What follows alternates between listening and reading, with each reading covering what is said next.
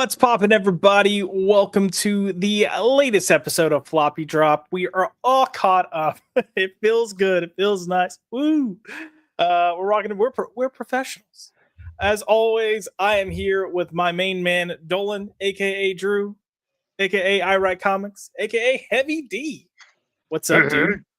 Hey, definitely not the temperature this week. It's been nice and cool. However, a side effect of that it's been affecting my sinuses. So it's one thing, seasonal allergies and everything, and the sinuses are they not fun. But I do love it getting nice and cool. Like you said, we talked behind the scenes. The first sign of fall approaching, and I dig it. It's my time of the year. It's been a great day. I gotta say, it's had a lot of great news. Heck yeah. We were both talking about, well, one, I'll say it's still warm here, but we're having cooler mornings, which is like, I'll take it. I'll take it. But yeah, we're both talking about how busy we were, but both for very different reasons. You've had a good busy. I've had a well, that happened. So let's go with the good, because the good is always better. Let's share some of this news, dude. What's going on, and does it involve a little campaign you've got going on? We'll get to that last, but first, okay. Depths of Valor is donezo. Everything is lettered, colored, done. So Aaron Sparrow, editor writer extraordinaire, is now doing his reviewing the letter proof right now. Make sure it's all kosher. Yep. And so that's amazing. And Unholy Nightmare 2, every book is in. So they arrived at the Comic Mint late yesterday. Sweet. And so we're setting up a call tomorrow. Russ, who ran the campaign, me and Steve, we're gonna set up a meeting to get the shipping list sent to him and his team, and get the labels over to them as well. And so that can hopefully be fulfilled this weekend. So, yeah. Heck yeah. That'll be awesome, and pretty much a good chunk ahead of schedule too. I mean, for the most part. Yeah, because we said October is our deadline, but this was a pretty aggressive release schedule. I had promised. I said probably late August, and it's looking like that's coming to fruition. We'll see what happens. Hoorah! Well, that's exciting. Any other good news? I mean, that's all good news, but. Other good news is that a certain box came in from that was sent to me from Joshy Poo with a bunch of comics in it, and so that's awesome. And I'm gonna be getting those comps sent out to Michael Ortiz and Gene Jimenez, so they can finally have their books to sell and whatnot. So great day. Great day. Well, let's continue the greatness and look at the Naughty and Nice, the Return by Clan McDonald campaign. Just inching ever so close to the 20,000 mark, which honestly, though, what were we at? How many backers were we at when we did Tuesday stream? 300? Like 310, 312? Yeah, I think we were like 309 and hit 310 by the end of the stream. So an extra 18 backers within, roughly 48 hours. And so close to 20,000. You're definitely gonna get it. Like that's the cool thing. Absolutely. It would just be nice sooner rather than later, But it's a strange time in Kickstarter. I was talking to Murad about this earlier. A lot of campaigns really aren't as big as they as big as they had done, years prior, right. And unfortunately now, I mean, a big change now compared to last year, 2, 3, 4, 5 years ago is that there are a lot of comic book campaigns on Kickstarter, a lot. And that's really eating up a lot of those profits people can make. And we're hoping that as soon as some of these campaigns end, like tonight, tomorrow or so, that a lot of those backers can start looking at this campaign as well, because I can personally guarantee Aaron can as well, Silken Marat, Steve McDonald, the whole team, that this is going to be better than a lot of those books. This book is fantastic, and what we're building and what we're leading up to, it's going to blow everyone's minds. It's going to be like nothing they expect, or we're going to think Naughty and Nice is going to be about. Nice. Very nice. Yeah, as far as the Kickstarters and campaigns not doing as well as people were expecting or hoping, I think what you mentioned with there's a lot of Kickstarters, very much true. There's a lot of just campaigns in general going on with different things. Like, I mean, one crowdfunded comics, but also you've got all these publishers or people coming in to do like all these omnibus and stuff. So that's also a Yes. completely new realm of this sphere. And then a lot of people financially aren't necessarily in the best place right now. So there's a lot of factors going into it, but I think it just when you look at all that, and especially when you look at like the success of this with Naughty and Nice, you just got to feel really freaking good about it. So Yeah, all things considered, and look, I mean, roughly about $3,000. Murat was like budgeting to figure out like, how much this book really did cost to get done, Mm. and it was like, yeah, it was like right around $3,000, probably to get this done, and so, and there we are, so Yeah, buddy. pretty damn well, but it'd be nice to not have Kickstarter take so much, Oh That's yeah, more. for sure, for sure. Gotta pay the piper. Yep. But we do have the Naughty and Nice Kickstarter here. A lot of options for you. I forgot to pin this link in the chat, so I will do that in just a second and get it in there. But if you haven't backed the book, go check it out. Go back it. Drew and team have a lot of really fun stuff planned for this this iteration. I guess is probably the best way. Yeah. This new iteration, this new volume coming up, we're really we're going to be really exploring the personalities, the backstories, the motivations of these characters in Naughty and Nice, of the world. Yeah. The origins. Were they the first Naughty and Nice? We'll find out. I don't know. Maybe. But maybe there's other people who have that name in other worlds. But we also learn things that one person's good at, the other one is not so good at. It's just we're really just fleshing everything out, making them actual characters. Nice. Very nice. I do have the stretch goals pulled up here. We've hit, or I guess you guys have hit 3 tiers. The next tier, as we keep saying, is the bookmark 25,000. I'm biased to bookmarks. What can I say? What can I say? Me too. I love my bookmarks. I got a ton of bookmarks. So yeah. What's in this box? Bookmarks. It's my bookmark. Yeah, I'm like Borat in that there's a deleted scene in the movie Borat where he's in a grocery store talking to a grocery store manager. Yeah, well, what's that? That's just cheese. What is that? That is also cheese. And what is this? Yep, cheese. And he goes, the best, he goes all the way down the aisle with this guy just going with it. And then he stops and walks back and it starts one row down. I was like, oh my God. This is literally a 30-minute deleted scene. Yeah, it is wild. Sacha Baron Cohen, man, that guy's freaking hilarious. Yeah. And how he's not been like murdered, it blows my mind. Well, it sounds like he almost did get murdered during the Bruno film. Like, yeah, there were some questionable times. Yeah, well, not just that, but when he was in that wrestling ring with that guy, apparently there was a chair that almost like landed at his head, and that was not an accident. That was an intentional chair throw. Oh yeah, and that almost hit him. We don't have fruity people like you around these parts. Get out of here, Lord. I will say I miss the days of comedy like that. So yeah. No, we will continue. We got 15 days left of Naughty and Nice the Return, so we will continue to check in and look at this and see where we are. And I'm rooting for that 25K at the very least. So you're telling me. Exciting times. Congratulations to everyone involved. And exciting news outside of that too, with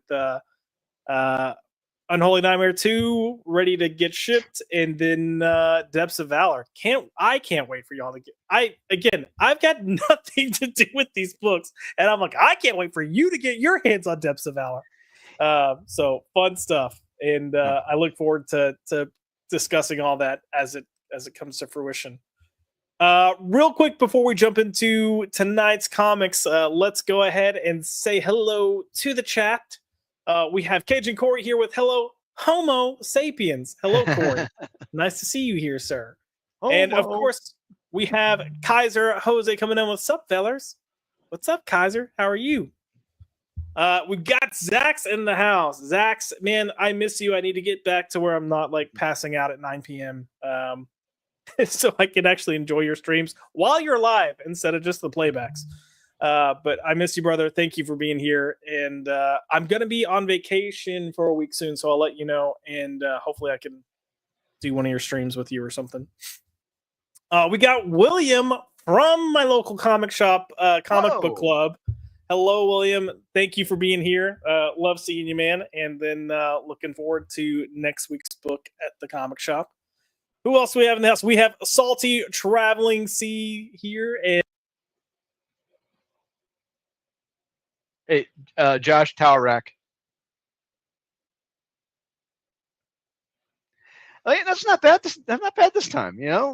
Around 12 minutes. It's about 4 minutes longer than the average. So the best was it happened as I'm talking about Salty and how I rely on him to give me crap whenever my mic fails. Which, by the way, I was telling Drew, we have storms moving through, so it might be really doing its thing tonight and cutting out because usually my internet gets a little choppy when we have these storms. What do we? Depths of Valor Kickstarter starting soon, launching soon. Do we have a date, Drew, for that? No, we don't. So Steve is really so this is really a passion project of Steve's. This is Steve's baby. I'm a gun for hire with this. It just turned out to be the best script I've written. Because I mean, it's just amazing how everyone a part of this really believes in this book, and I believe in this book. And this will be a Kickstarter book at some point, probably later this year, I'm assuming. But we agreed that there needs to be a lot of promotion behind this instead of just launching it on surprise. We can't do that. So I believe, hopefully, between September and I don't know, after Thanksgiving or so, we've discussed various ways to promote this book, because one of which is tossing in like a little ash can preview edition with every Comic Mint order. Just put in this little ash can preview with every single order as a freebie for people to read. That way they've got a good idea of what it is, and we can just start making trailers, showing the trailers, talking about it, just really do that build up that Aaron was so great with on Kneel Before Doomface. Really, he spent a year promoting that book, and I kept telling him, Steve, we got to really start promoting this, and if we want this to be successful, we can't just do it. It doesn't work that way. Yeah, Aaron talked up Kneel Before Doomface for a good while, really kind of building up some anticipation, and then went into that campaign strong. So yeah, I'm with you on that one. And then Kaiser, yes, it's all the usual suspects tonight. And then Salty goes, Kaiser Jose, awesome to rip Josh with you again. Yep, it's coming. It's coming. And Kaiser did say, Joshy, J. Scott Campbell released a gay Daredevil variant that you might like. Ooh. Kaiser, I think I know what you're talking about, but I don't think I liked it. Oh, what's going on here, Drew? Like, what is this? That's a choice. Yeah.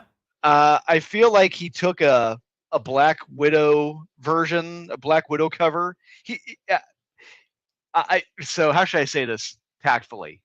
Don't worry about tact around here. You're fine. There's a certain artist who has a set, a set pose, a bare basic pose. Yeah. And then just goes in after the fact and fills it out with the character. So I think he just looked at the closest pose that closely resembled Daredevil. And I guarantee this is a typical stock female pose he has saved. And just for sure afterwards. And this was just a female pose that he used to fill in for Daredevil. Yeah, but he like inverted it a little bit. Because, with the female pose, it's like, let me show you my booty and let me show you my tatas. And here, Daredevil's like, you don't get to see. Yeah. And it looks like he's kind of tucking in his junk at the same time. It's kind of weird. He's like, you can't see my hiney. I'm not showing my chesticles, and we're tucked. Yeah, it reminds me of what's his face from was it Ray from Scary Movie 2, where it's like, hey, does this look better out or in? You see that he's tucked in his junk. They're like, oh God, no, out, Jesus. Was that one of the Wayans brothers or? Yes, yeah. Does it sure made me look gay? No. How about now? No. Oh my God. Yeah, this cover was I mean, it was something. They made a cover and it was it's a choice. It's J. Scott Campbell. He's going to do the least amount of work possible. He's got his catalog of just bare basic poses, and that's what you get. Oh yeah. Salty's jumping in on the discussion we were having about Kickstarters and people backing. But he put, number one's the economy. Man, I mean, I deal with this with my day job, which some of you know what I do, some of you don't. But a lot of people are tight right now financially. So number two, way too many mediocre titles in the last 3 years took away a lot of goodwill. Yeah, yep. I mean, we won't say any names, Eric July, but we won't say any names. And three, YouTube exposure on bigger channels would drive more backers. I think that is the thing that creators are trying to figure out. Because I will say Drew, I think, is really good about like, hey, I want to go on your channel and talk about this book. I'll send you a copy digitally. Let's read it and talk about it. Yeah. But a lot of people don't do that. And I'm like, man, if you're trying to build a career, you've got to get your book in people's hands. Not just that, you got to get you have to believe in what you're selling to. You have to believe. Well, yeah. You've got to.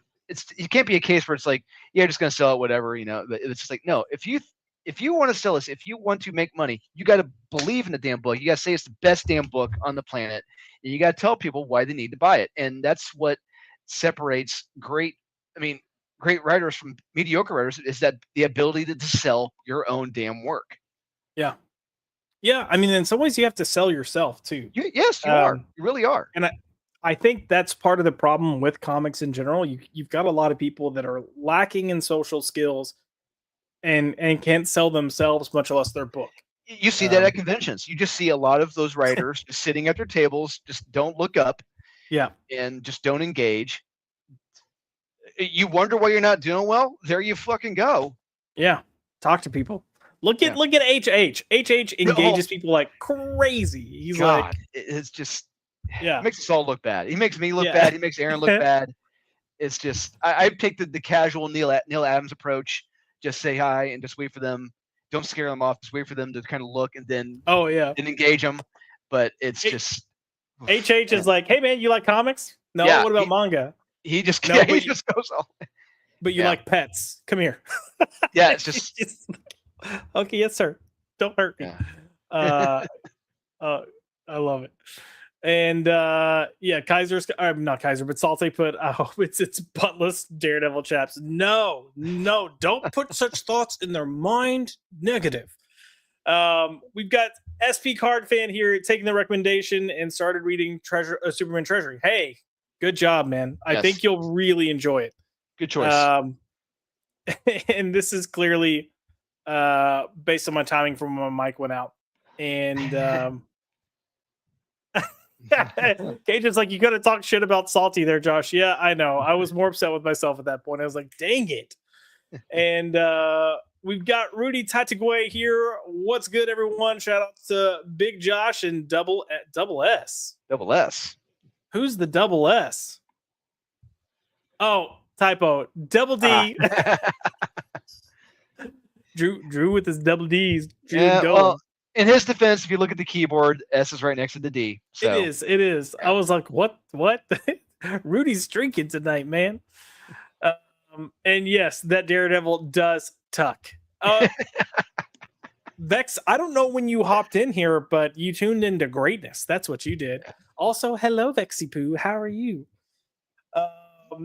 That Rudy goes, that pose is gay. Indeed.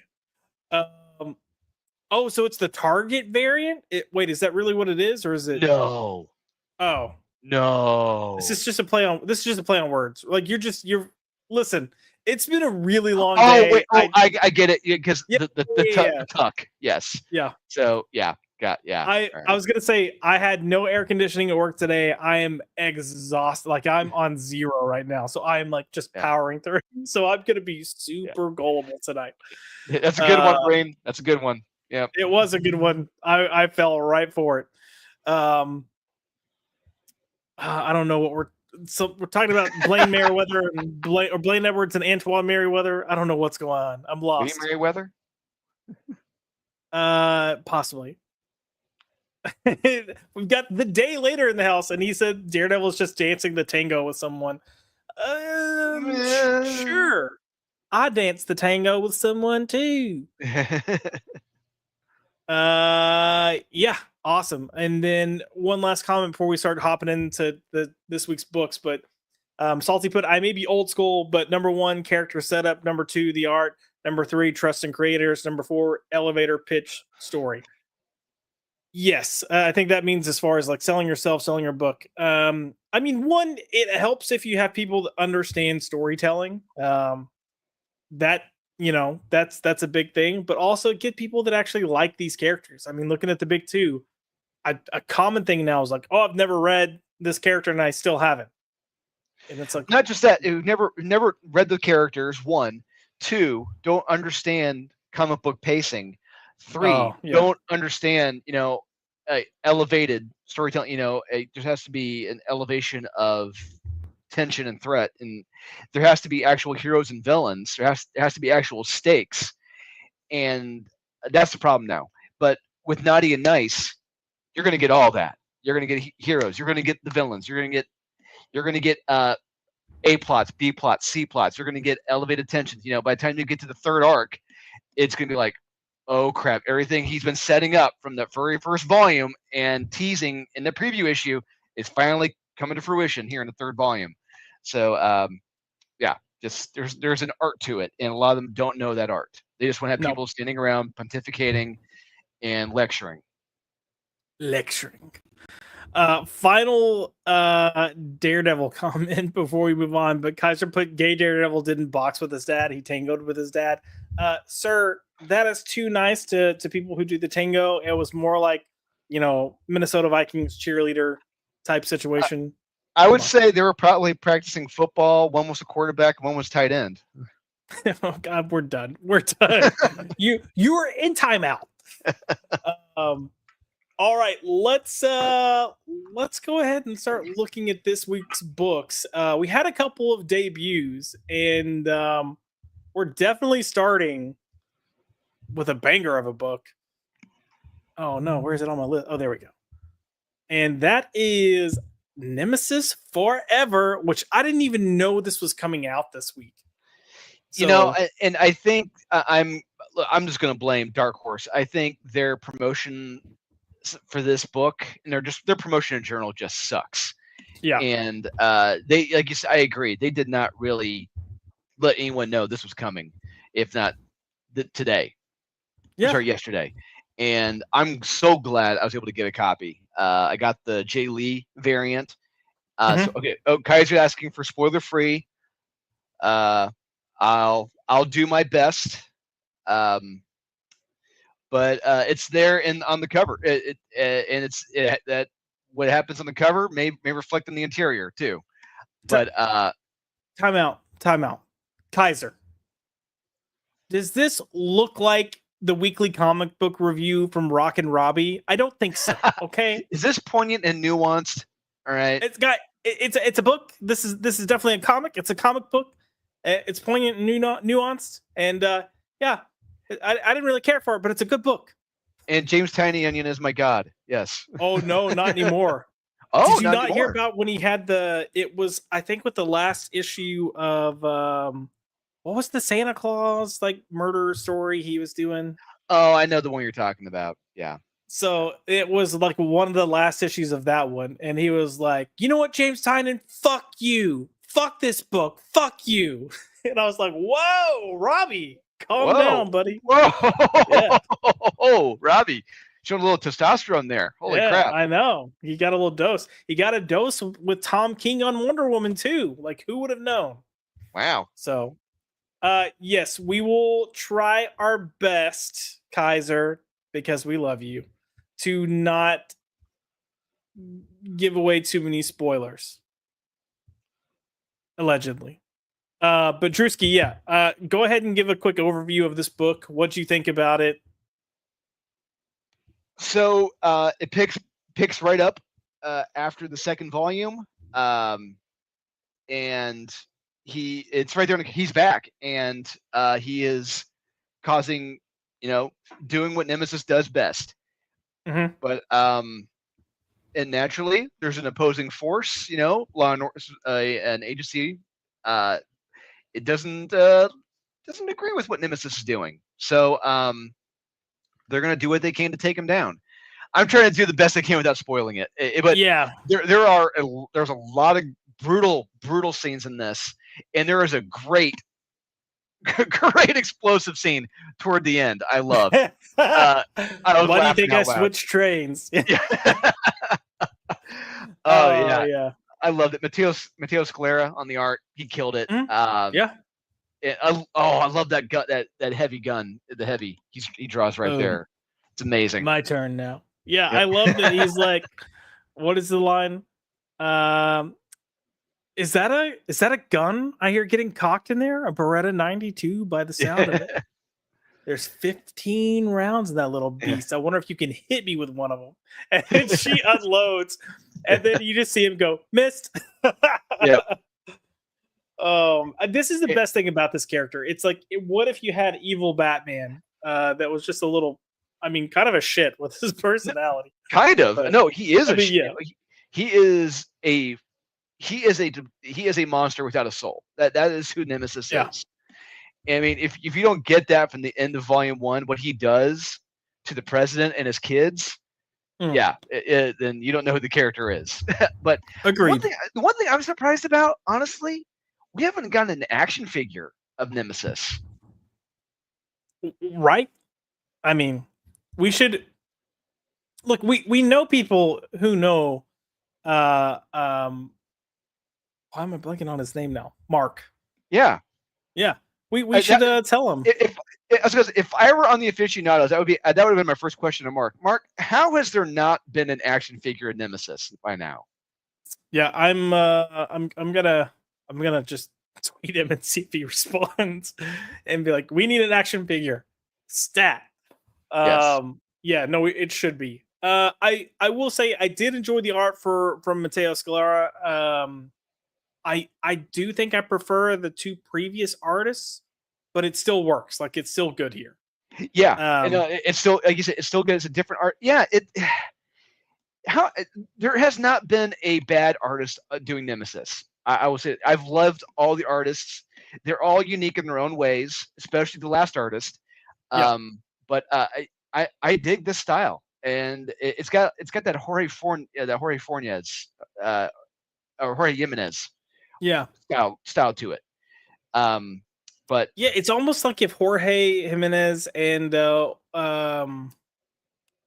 gosh, who's doing the Huck book? Oh yeah, I know what you're talking about. Yeah, that came out this week too. Yeah, it's almost if you cross. Let me pull that up. Let me see who that was. That was Raphael Albuquerque. Oh, Josh Tower. But yeah, this is. Oh, he's back. Yep. I'm telling you, it's going to be a rough night with my internet as we have storms move through. And speaking of rough, so I'm just going to let you know, this was a rough week. I mean, look, I know like the last week and the month is always the roughest. This was a rough week. There are a lot of books I was expecting to be great that weren't. One in particular. But this was the clear standout. This and another, there were a couple this week that were standouts. Mark, once again, he just schools everyone, when they're all slacking, and he just shows them, it makes them all look bad, and he does it here with this book. Yeah, no, I love this. I was super happy with it. I hope you love us, Kaiser, because we're not going into details for you, buddy. But I would say you definitely want to drop this in the bag. Go get it. Yes, drop this in the bag. Indeed. And because this is such a hot pick, I've got a new clip. And believe it or What? not, I know, believe it or not, we were just talking about this guy. So here we go. Too spicy.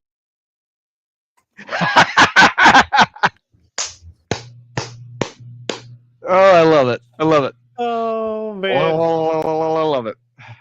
Hold on. I got to see that again. It's too good. Too spicy. He's too much. The hand gesture. Come on, man. I love it. Guys, he's not even gay. Okay? That's all I'm going to say. And the fact that he was doing it over a shitty Peacemaker comic. God damn. Well, the context of what he was actually talking about was the show, because he was praising the orgy scene. I was like, oh my God. Get out of here. Get out of here. Kaiser, I figured you would like that, my friend. We got Inso 214 here. Thank you. Oh no, SP Carpet said, I think the quality of the show has just dropped a notch. Dang. And Kaiser said, too gay to function, and yet that guy has a girlfriend. So well, we know he wears pants. Right. If you didn't pick up Nemesis, go get Nemesis. Man, like, any of these books have been good. Like, it just, I think Nemesis is the one that I look forward to the most, just because I'm like, oh shit, here we go. This is the one I know I'm going to have the most fun. It's the one. It's just it's the unfiltered Mark Miller. It's the one where he is the pit bull, like the rabid pit bull off the chain, and he's going to get crazy. And I love that Mark Miller. Indeed.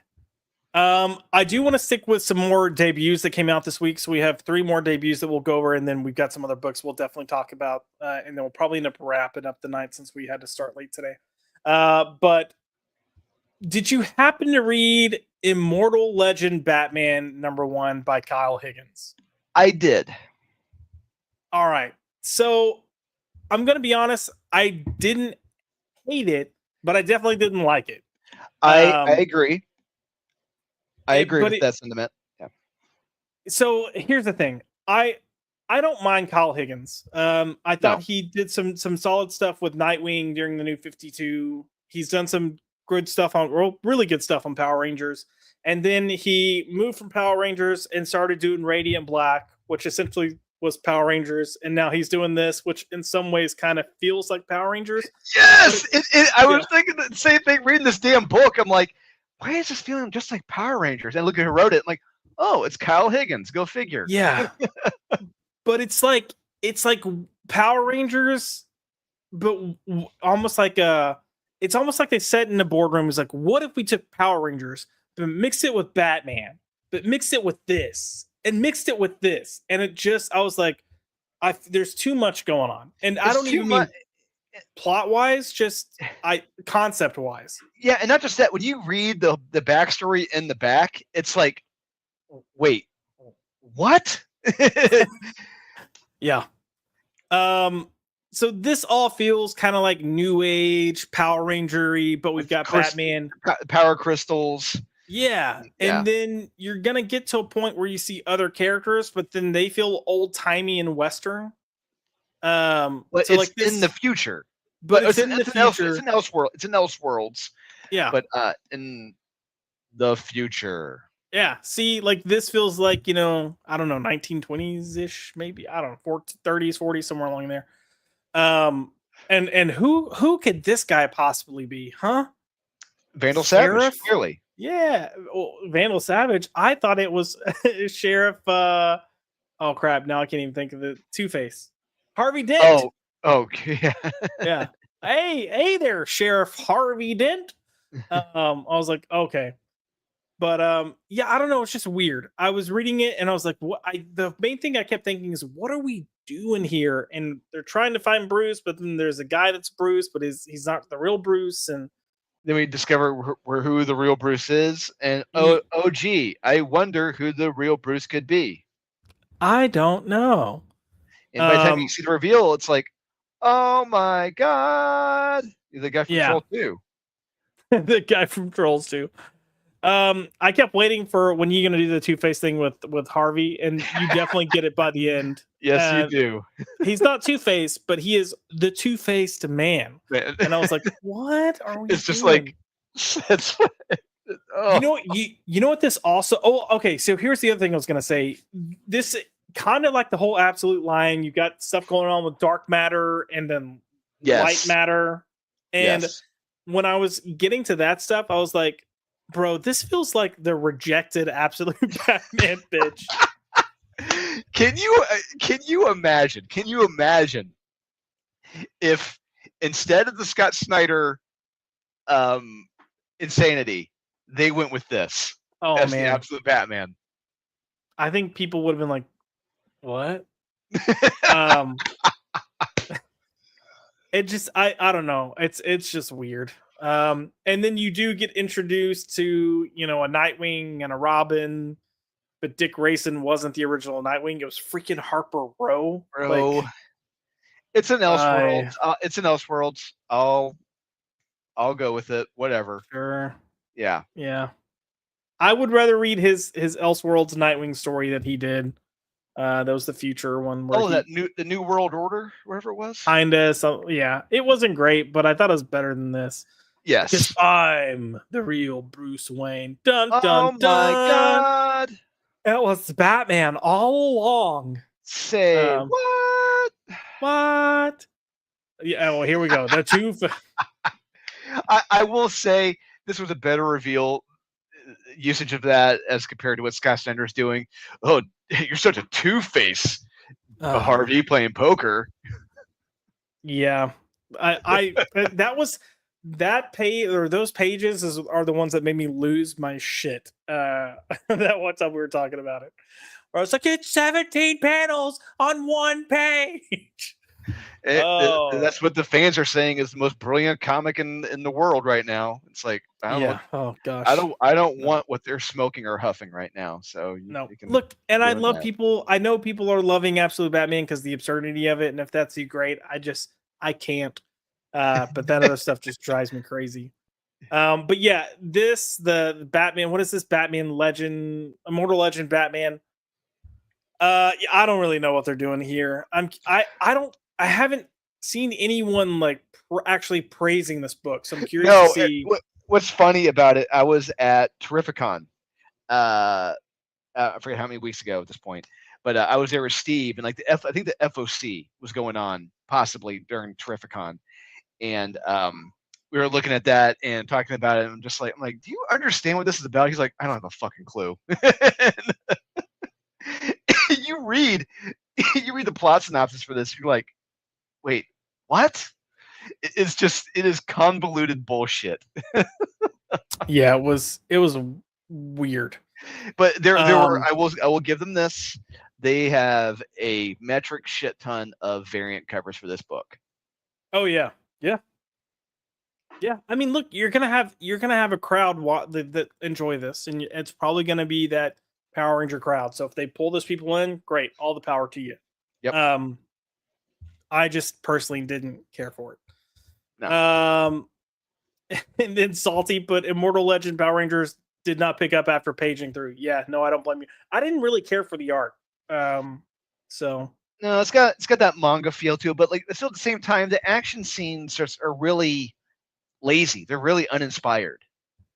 Agreed.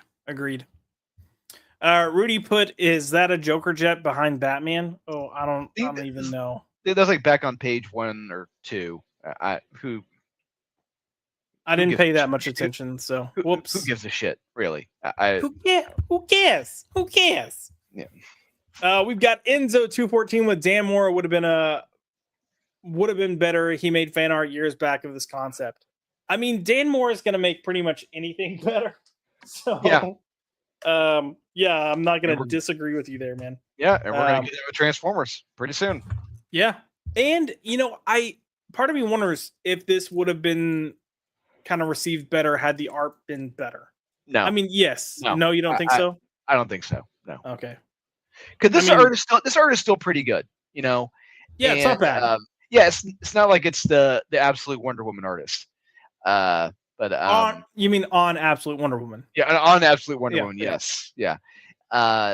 It's fine for what it is. I get what they're doing. It's like, okay, but it's still uninspired in the action scenes.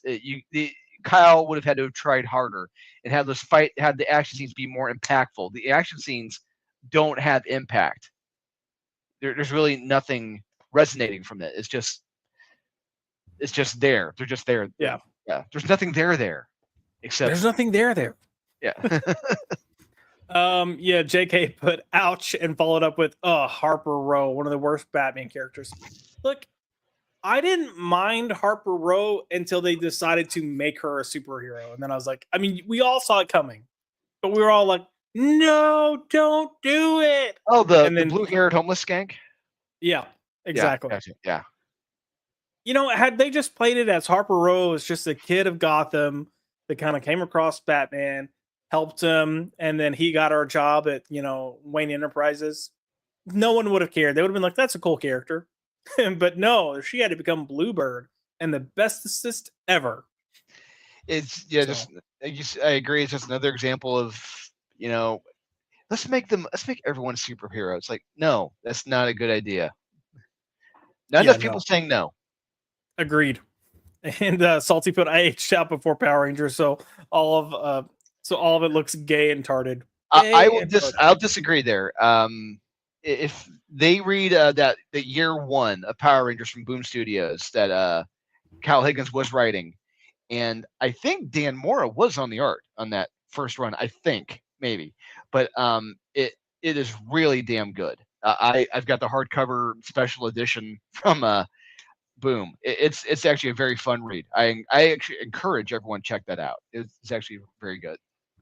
Yeah, I was the prime age for Power Rangers, so I don't dislike Power Rangers. Yep, I was there, watching the introduction of the Green Ranger. I remember that. Yeah. Oh, yeah. What, bro? That was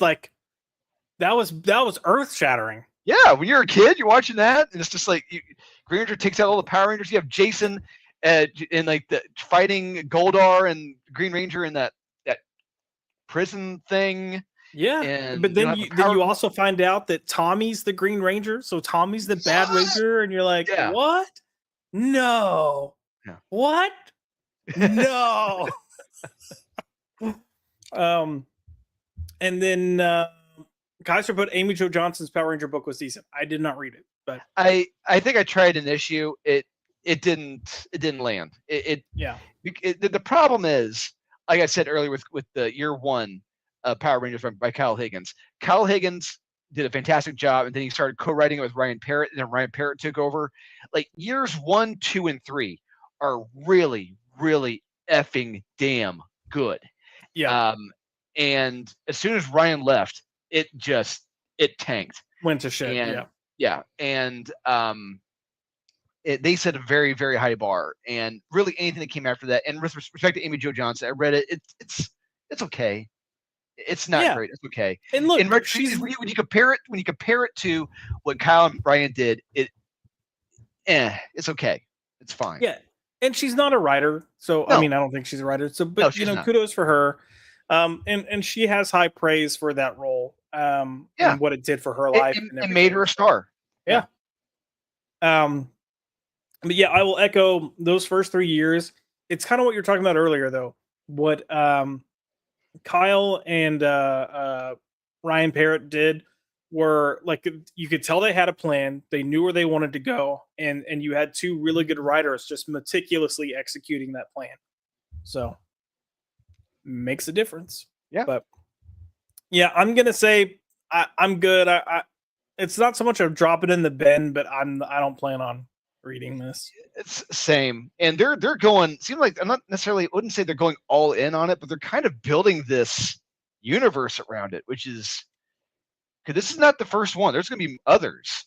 Oh gosh, in this immortal Power Rangers Legends thing, and I mean, maybe they think they're gonna just get the Kyle Higgins gold coming in of like, oh, this guy, whatever he does, it kind of takes off. So. Not exactly, but we'll see. Yeah. Not anymore, at least. But yeah. No, not anymore.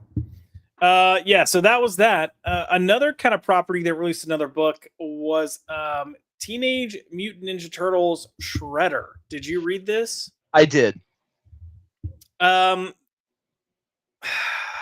Yes, that's exactly how I felt after reading it. I just felt this is disappointing. It Yeah. just the art was very bland, generic, Yes. safe. The story Mhm. was just very bland, generic, safe. It just this was just bland. This is here we go. Perfect Ninja Turtles analogy. This is cheese pizza.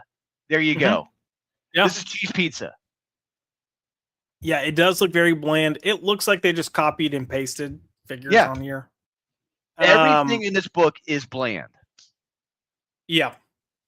I will say, story-wise, it started off okay for me Yeah. because you've got Shredder, and he's kind of like this homeless dude, and then he goes in and he just starts like mollywopping and killing people. So I was like, all right, and it's Dan Waters writing, so it's the same guy that's writing Batman Dark Patterns. Um, but then And you get that's the most shocking part reading this. I'm yeah, just like, this is Dan Waters? It just yeah. But there it's for me. There's a distinct moment where this book shifts. Like up to this point, I'm fine with. I mean, I wanted the art to be better, but I'm yes, fine with the the story. art in this sucks. It just Yeah, it's just it feels soulless and lifeless. yeah, Um, it's soulless, lifeless. It just dull. It's flat. There's no stakes. It's not. Yeah, this is a fucking Shredder book. It's Shredder. yep, All yeah, right. This does not live up to that name at nope. all. But this is the moment where things start 10. So roughly 10 pages in, this is when we take a turn for the worst. Because he keeps fighting, and we get to a point where, we got a girl boss. So I was looking at her, and the artist doesn't do a good job of this. Doesn't really. Is she Asian? Is she black? Is she both? I couldn't tell. I couldn't tell either. Um, but yeah, she definitely girl bosses him here. Yes. Because she lectures a bit, and then she just knocks his sword down, and Yep. yeah, Slay Queen. Yep. two, and this is where I'm like, oh god, we just took a turn for the worse. And I was like, okay, maybe it'll recover and he'll come back. No, not really. And then what follows this, I mean, like she just leaves because the police show up, but then he ends up going into like custody, and then you Yeah. just have this Just look at it. weird. Look at him with his shoulders slumped over. Scroll Yeah. back up.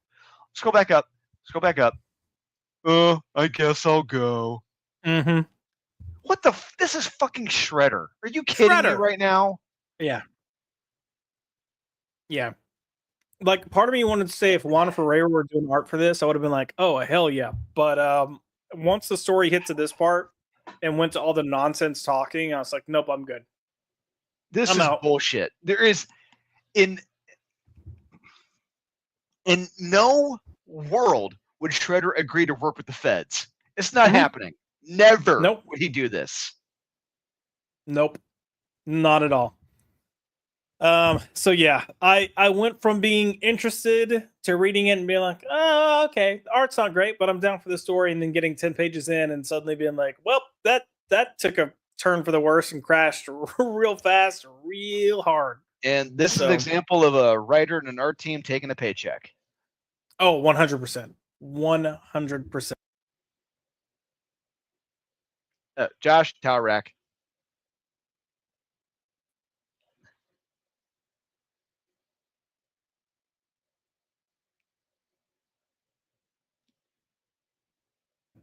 What jerks? Hey!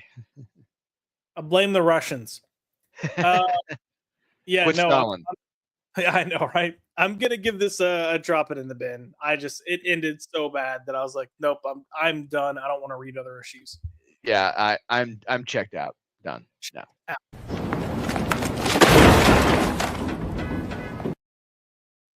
Heck yeah. Yep. How I feel.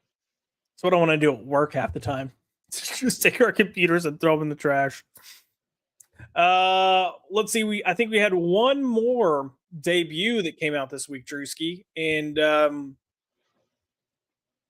it wasn't Mighty. And it wasn't Immortal. We've already had more Immortal, but it was Immoral? Immortal. It was Al Ewing, guys. No, it's the Mortal Thor by Al Ewing. Oh man. So this proves my thesis I have about Al Ewing, where Al Ewing is a great idea guy, but Yep. when it comes to executing an actual comic book, executing the story, he's shit. He sucks at it, and that's why they just need to have him be like an idea guy, but have someone actually write it for him, because here it just doesn't work. Nope.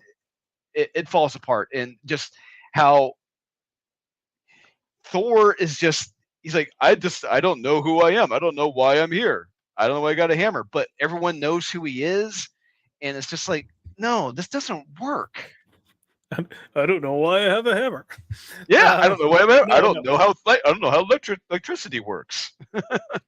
Oh God. Look, I will give it a positive, and the one positive I'll give it is very violent at times, and I was like, all right. But man, the story is so bad, the script is so bad, and I thought the art sucked. I hated this art. Yeah. I mean, you got this weird thing going on with lines here. I don't know what this is. It's got a JRJR feel to it, and yeah, that's never a good thing. I don't even know about that. It's just I was referring to that first page. Oh it had yeah. The JRJR. lines. Yes, Yeah. yes. But Actually, that's spot on.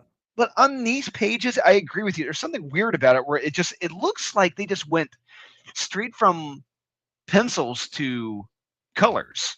Yeah. There's no depth in the inking at all. There's no depth in the inking, and it almost feels like the rough pencils. Yes. Yeah, I don't know. It's something about it is just really, really weird. Let's try to be Dustin Wynn without the creativity or artistry. I mean, yeah, honestly. But I mean, look, even if you look like this panel here where he's standing in the kitchen, if you look at his kneecaps, it's almost like they just did the quick, like, you're supposed to draw the circles to. Yes, it is. I firmly believe now, after looking at this a second time, yeah, they went straight from pencils to colors. Yeah. Like, I don't like it. I don't like it at all. I don't like it. Yep. Faces suck. The characters, I mean, look, it almost looks, this whatever this is back here looks translucent. Yeah, and the other thing is, like, all these panels are flat. They're all dead on. There's nothing dynamic about it. There's nothing interesting about it. They're all flat and dull as shit. Yep.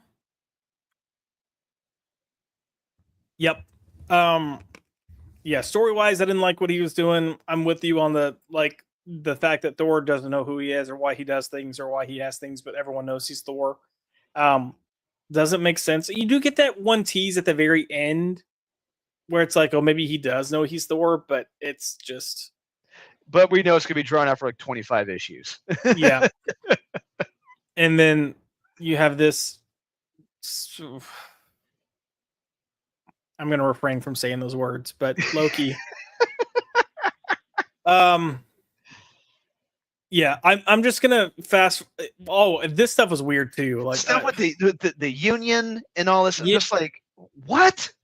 I was like, okay, okay. Like I expect like grandstanding and soapbox talking from Al Ewing. Like he just can't help himself. But I was like, do we have to do this? Like barely halfway into the first issue. Like what? Why? Anytime I look at, I remember the first thing I read from Al Ewing was Immortal Hulk. And I was like, yo, this guy is pretty damn, like, especially when it first started, it's like, this guy's pretty damn good. He's going to have a good career. And then everything that's come after that, I'm like, who really wrote those first few issues of Immortal Hulk? Like, who was that person? Yeah, that's how I feel about what the hell is her? What the hell is her name? Who wrote the Future State Batman? What was her name? She wrote I am not. She wrote I am not Starfire. Oh, Mariko Tamaki for her Yes. Detective Comics run. Yes, when she Yeah. when she did Future State Batman, I'm like, she didn't write this. There's no fucking way. It's too damn good. Yeah. And but I think I was proven right with that. But yeah, here it's just these are just ideas, and the ideas are executed shittily, and some of the ideas are not the right ideas. They're not. He. This feels like a guy who does not have an editor who actually tells him, Al, this doesn't quite work. You Yeah. need to fix this. Yep. And I still can't get past how bad the art is. I'm sorry. It's so bad. I did want to kind of fast forward to this little area where he starts fighting them, because this is where you see how brutal it actually gets. But yeah, I mean they're not afraid to make it violent. So I was like, all right, that's He just murdered that guy. Oh, he's like murdering all these people, man. Like he just doesn't give a crap. So maybe maybe Al Ewing's gonna take us down a dark turn. We're gonna see Thor get arrested and get put in the electric chair, and that's gonna bring out Thor. Yeah. What did that tickle? I don't know. But yeah, the tease that I was talking about is the this guy's like, who the hell are you? And he's like, did you not say Thor was angry, that Thor wished to punish the unrighteous? So I don't really know what they're doing here. I don't even know if Al Ewing knows what he's actually doing. I wonder what having a conversation with Al Ewing is like.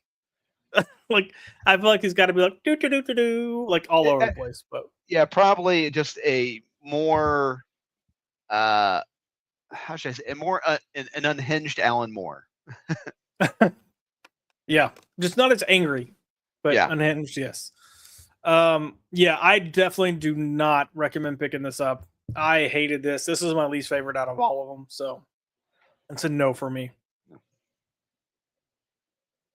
Same for you. Same for me. Yeah. No. Why does somebody not know how to flush a toilet after they've had a shit? What do you mean? Well, it was fucking one of yous. Disgusting! Disgusting indeed. JK had to head out for the night. Good night, JK. And then Zach Smith, this comic looks super gay. It is. And yes, Salty, the art is so effing bad. It's so bad. That was rough.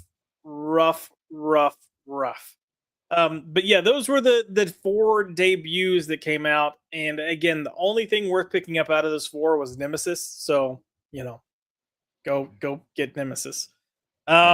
Drewski, we're gonna shift to talk about the Superman. So I heard you have thoughts on Superman. I read this twice.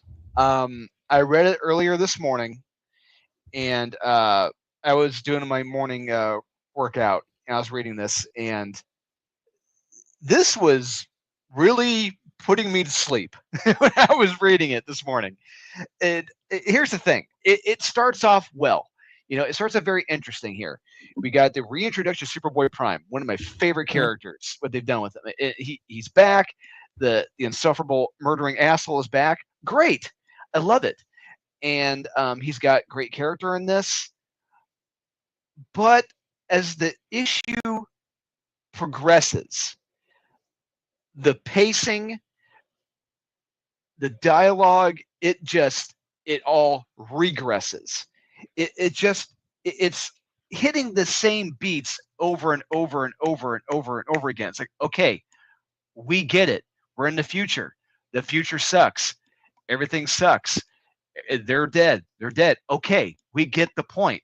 Let's have an action scene here. Let's do that. How about that? Sounds interesting. No, let's keep hitting that point over and over and over and over and over again. It just very boring, and that it really pissed me off, because what this reminds me of, Josh, you probably remember, I've got it on my bookshelf. It's the I got the Absolute Superman edition by Jeff Johns and Gary Frank.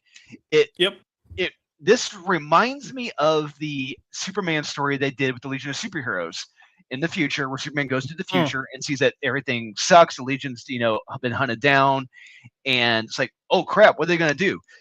This is the boring version of that.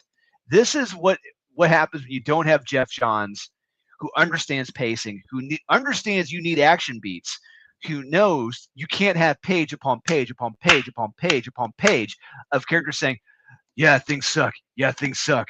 Yeah, things suck. Yeah, things suck. It's like, okay, we get it. Yep. All right, things suck. Things need to happen now. But it's all this is. It's just running into other characters like, oh, Superman, I remember you. Oh, Superman, I remember you. Hey, you, I remember you. Hey, you, I remember. It's like, well, someone do something. Jesus. This is, I'm gonna go grab it real quick. I gotta grab this. Grab it. No, I'm right there with you. I thought this ended up being really, I don't want to say boring, but it just a letdown. Tedious. Letdown and tedious. And the thing that I thought while reading this is for a while at DC, Joshua Williamson had a tendency to start off really strong and then just like bomb his landings. And I was like, oh, we're getting classic Williamson here. He's bombing this landing. Not that this is necessarily the end of the story, but you're building up to this moment and then you're not delivering at all. So no, you're not. And just this issue was boring as sin. And this issue really reminds me of an issue here where Superman is in the future. He meets the other, Legionnaires. We see everything going on, but this is all done in like two pages. We understand the world has gone to shit. It's like, okay, great. But after that, boom, it's action beats, and it's fantastic. It's beautiful. There's no action in this damn book. Josh doesn't understand that pacing here.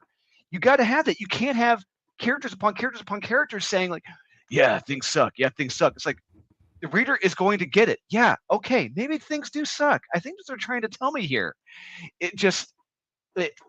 I could not believe this. This is an example of an editor not doing their damn job. Agreed. I mean, because if you're not keeping up with the like, we're on page 16 here, and you can see how much talking has just been going on. Nothing is fucking happening. It's literally like, this is the most interesting part right here. Yeah, you get a little bit of a kind of action thing here, and then the moment. Yep, but even this is like, trippy cool, but they're still just talking. Yes. It's not like there's actual action. And then, you get to this and it's all just talking.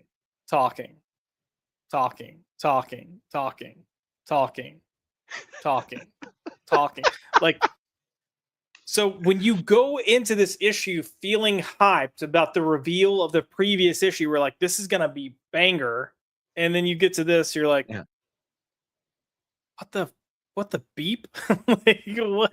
No, this should have been like epic and kick ass, and it's just not. Oh, got my dog. You get him, buddy. You get that thunder. Yeah. Oh, I mean, that was, a reveal. But no, I'm with you. I was really disappointed with this. I wanted more from it. I'm sad that this is what we got. Because it's one of those things that you can't take it back now.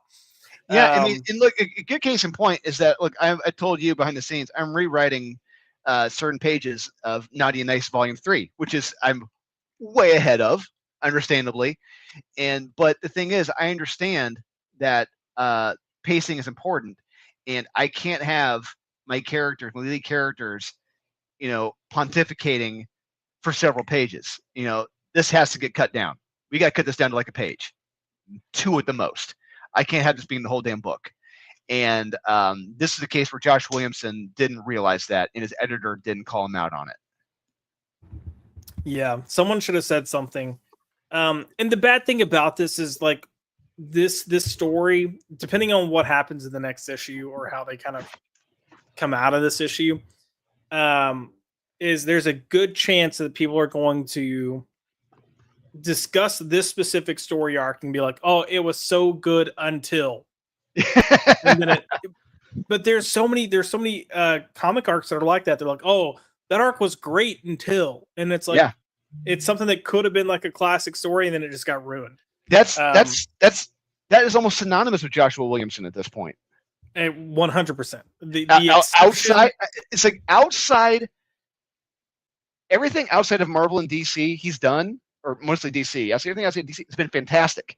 Here, it's just like this Josh Williamson sucks.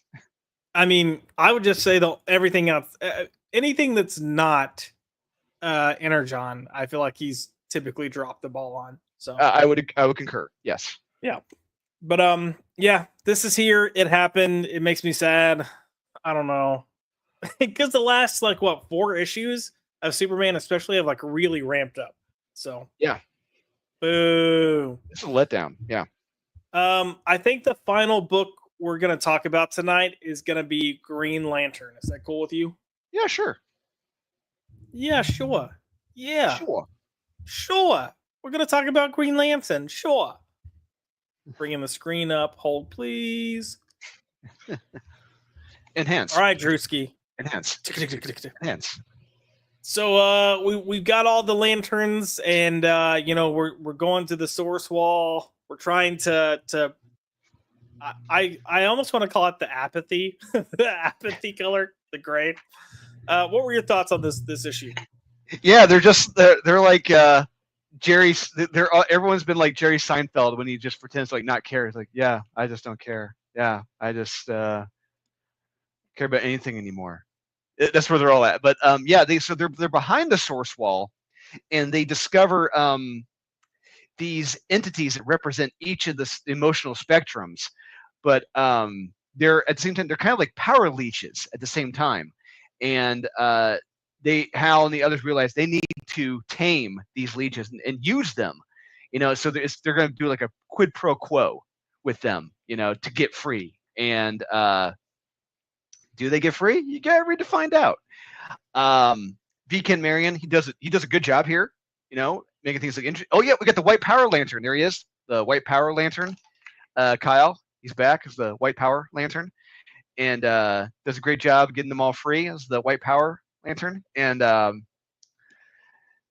yeah, I'm dead. What lantern is he? The White Power Lantern. Oh yeah, that's right.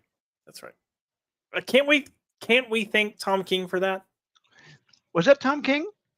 Was he the one that made him the White Lantern? No, I think it's before that. I think there was okay. Because Ethan Van Sciver tells this story that when he was on Hal Jordan, the Green Lantern Corps, he was doing art during one of the team meetings. One of the editors brought it up. I think it may have been Eddie Berganza or someone else. They said, how about we make Kyle be like the White Power Lantern? And Ethan was just like, you realize how bad that sounds, right? and I don't think they realized it. Yeah. Oh yeah, you're right. It was a little bit before, and then they just carried it. For some reason, I was thinking it happened in Omega Man, but no. Well, it did happen because he was kind of cut off from his power. The Omega Man cut him off, but he got the power back. That's right. That's right. He became the White Power Lantern. The White Power. White Power. Yeah, I will say the art is good, but I feel like it's been better. And despite having Teen Lantern and JoJo. Hey, Josh Towerack. But yeah, but I will say this. When you compare this event to what Joshua Williamson is doing over in Superman, this is where it's at. This is how you do an event. Yes. And he's executing it perfectly. And the action scenes are great. The art is great. There's actual tension. There's stakes. And things are progressing. Everyone's not pontificating upon page upon page upon page upon page upon page upon page. And we have the White Power Lantern, too, at the same time, which is great. But I love how it ends. We've got Kyle back in the old uni. I love that uni. Oh, there he is the White Power Lantern. And yeah.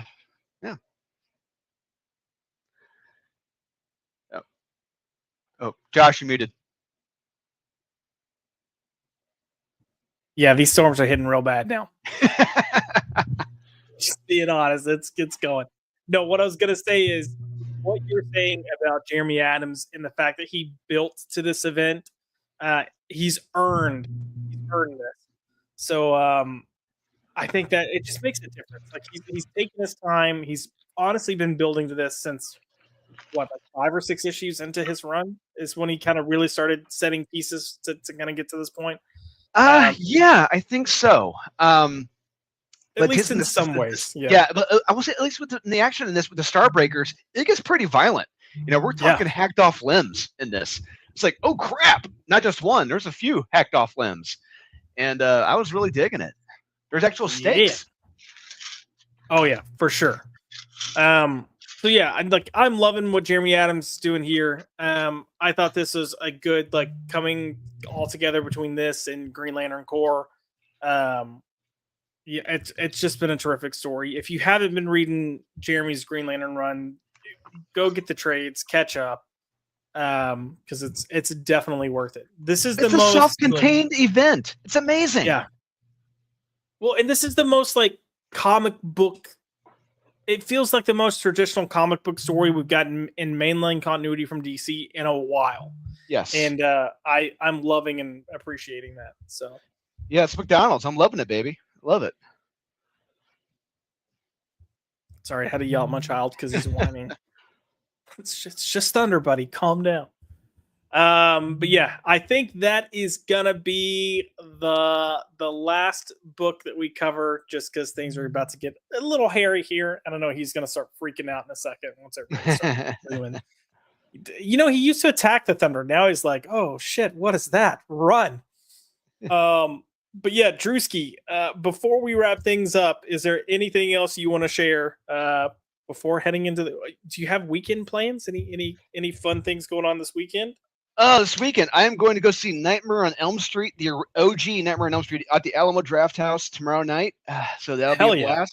So Alamo Draft House is showing all of the original Nightmare on Elm Street films from the first through Wes Craven's New Nightmare on 4K at Alamo Draft House. I have tickets for each and every single one. So that's going to be an absolute blast starting tomorrow night.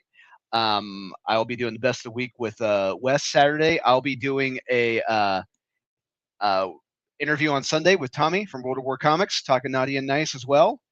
I'll be watching some college football. Hopefully there'll be some good games. And yeah, and I'll be working on some scripts as well, getting stuff ready for New York Comic Con. So yeah, it's gonna be a busy, fun weekend. Busy and am I muted? Hold on. Nope. No. Okay. Busy and fun. I'm trying to get this link to drop in here because I know Salty's yelling at me to drop the link. Drop the link. So give me 1 second. But yeah, I think one, I'm kind of jealous that you're going to see freaking Nightmare on Elm Street, but I'm about to. But to be honest with you, the one I'm looking forward to the most is Part 4, The Dream Master. That is to me. I know everyone has their favorite. Part 4 is my favorite one. I've seen that literally a million times, and I can't wait to see it in theater. Nice. So are they? Wait, did you say they're doing it each month, or how's this going? It's weird. They're kind of staggering them out. So this week they're showing Part 1, and I think next week they're showing 2 and 3. Then the weekend after that they're showing 4 and 5, and then 5 and 4 and 5. Then Freddy's Dead and New Nightmare weekend after that. Oh Lord, Freddy's Dead. Oof. Yeah, that was a rough one. Yeah, yeah. So I'm not expecting. It's gonna be a rough watch. There'll be a lot of alcohol involved. Oh, of course. All right. I have the link. The link is dropped into the chat. There you go, guys. Sorry, it's been a day. But yes, if you want or need, or actually not if you want, go back. Josh, towel rack. But yeah, guys, please check out, like I said, check out the campaign. And yes, we do have some very sexy covers. But hey, that's the Kickstarter game. You gotta have some sexy covers. I I hope you do check out the story. Aaron Sparrow and I, we have done our darndest to really make this a powerful kick-ass story for a universe that we're setting up for over 15 issues.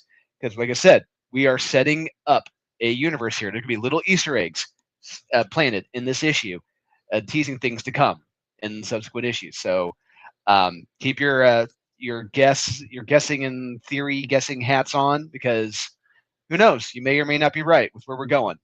But we'll find out, and it's going to be a wild ride. Indeed. This is my child who is not liking the Thunder. So I will just say, yes, go back, naughty and nice. And if you want to follow the channel, you can follow us at @ByPops on Twitter. You can also follow me at Joshua L. McDonald on Twitter. And then we are here mostly every Tuesday and Thursday, unless something comes up. We are busy people. Yeah, I know. Scary boom booms. But thank you guys for coming in and hanging out with us. Sorry it ended up being a shorter show tonight. I didn't leave work until about 45 minutes later than what I usually do. And I needed some food because I did not eat lunch today. So, but yeah, thank you for coming and hanging out with us as we drop some floppies and discuss some of this week's releases. And we will see y'all. Oh my God, what are you doing? We will see you guys next week. Y'all have a good night.